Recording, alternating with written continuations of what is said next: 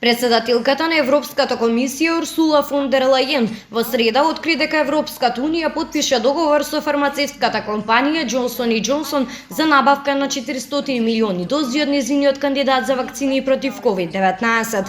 Бидејќи коронавирусот брзо се шири низ цела Европа, ние обезбедуваме дози за идни вакцини за да ги заштитиме граѓаните. Денес потпишавме договор со Johnson & Johnson кој му возможува на земјите од Европската унија да купат до 400 милиони дози. Ова е наш трет договор со фармацевтска компанија, следува уште, напиша фон дер Лајен на Твитер.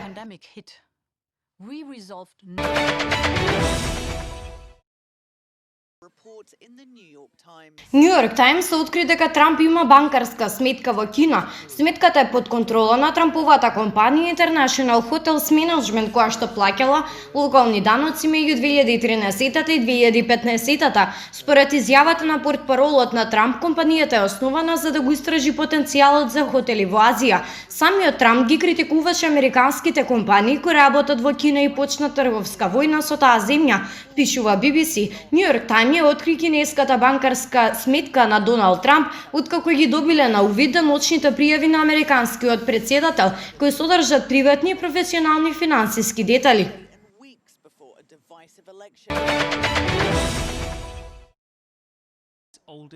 Италијански региони воведуваат нови рестриктивни мерки поради растот на заболени и хоспитализирани од COVID-19.